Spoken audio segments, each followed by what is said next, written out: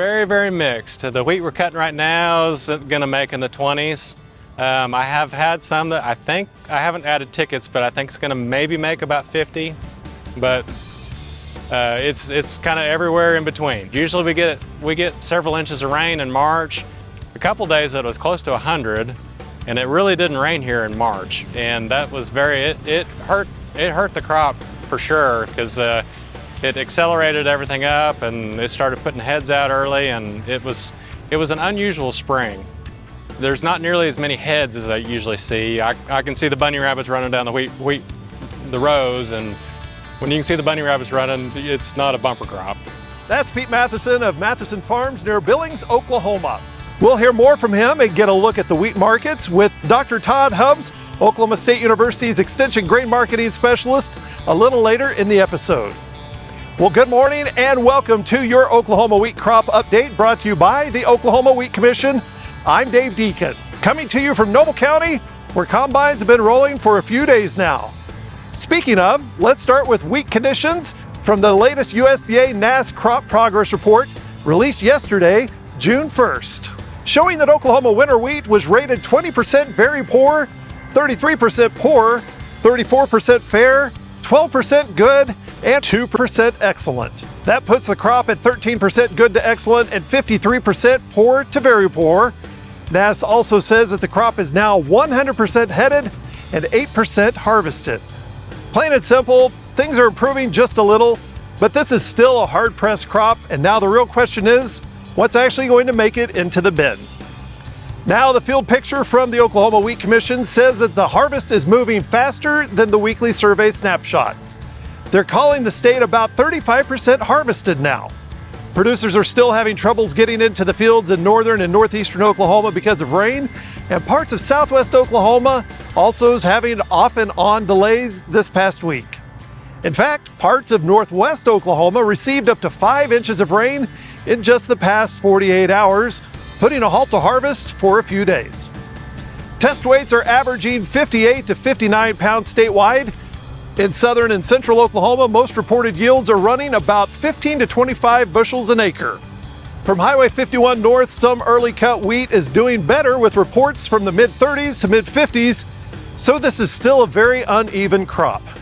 Some fields are holding on better than expected, and some fields just never had enough moisture to start with. The latest numbers from the U.S. Drought Monitor kind of reflects that as well.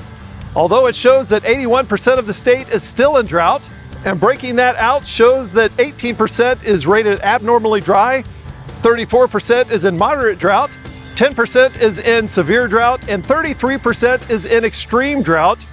And let's not forget the 4% in exceptional drought. So yes, there has been some improvement, but western Oklahoma and the Panhandle are still carrying the worst of the drought right now. The Mesonet proves those numbers. The June 1st Mesonet update says that May finished 1.6 inches below normal statewide when it comes to rainfall, and parts of west central Oklahoma got less than 25% of their normal rainfall for the month. It also says that May averaged 69.4 degrees statewide and 1 degree above normal, and Eric hitting 107 degrees and Kenton dropping to 30 degrees during the month. And here's the practical part.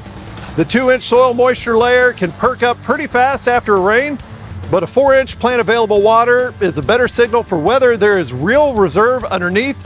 Out west, that deeper cushion is still thin, so some fields may look better on top after a shower, but they still don't have much in the bank.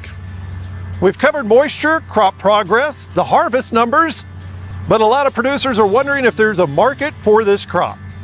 I talked with Oklahoma State University's Extension Grain Marketing Specialist, Dr. Todd Hubbs, about what producers can expect when they're moving this wheat into the elevator and around the world. Well, we're starting to see the winter wheat crop getting harvested here in Oklahoma and Texas because it was just such a poor crop. You know, the USDA projected it in the May crop production report at 515 million bushels, the hard red winter crop. I mean, that's the lowest we've seen since, I think, 1957, so it's just brutal. Now we've got a lot lower acreage, but the yield's looking like here in Oklahoma, they're saying 28 bushels an acre. And what I've seen, that's probably not far off. It's been a pretty rough year for us. Price-wise, You know, after that crop production report in May, we saw the July contract briefly touch $7.50 a bushel. That would have put us here in Oklahoma, given our basis in most places, in the $6.90 to $7 range. That looks like the high right now. We've since fallen back down around $6.50. We've got a bad crop, but we carried in a lot of wheat around the globe. And when we look at the Northern Hemisphere crops right now in the EU, there's some rough parts, but for the most part, it's not bad. You're seeing some issues in Poland and the Baltic states. Russia's looking okay, Ukraine's looking okay. There's a lot of talk about Australia, but that really doesn't come in till this fall. They're gonna be down for sure because their acreage is down, and with the super El Nino, whatever that, you know, the El Nino event that's probably coming, it might impact them severely. The problem is we saw at what looks like North Africa and the Middle East had really good wheat crops. There are some very strong wheat importers, particularly from the Black Sea and the EU, and I think that's impacting the largest wheat producer, Russia, the EU, writ large, every country there, the Ukraine, they're really close to that region. So when someplace like Algeria and Morocco have good wheat crops, they're major importers, Egypt. And so that impacts the whole world wheat market. We saw a massive crop in Argentina, and when we look at the world prices right now, ours are elevated above everybody else. So that sort of prevents us from doing any kind of, we can't get far away from, if nobody's following us up, we're not gonna run much farther. So. Bottom line is, this crop is still telling two stories. Rain-made wheat in the north has a lot of promise, but a lot of western Oklahoma is still running on fumes. Harvest is moving, but rain delays and wide yield swings mean this is one that you can judge field by field. Well, that does it for us this week. Check back next Tuesday.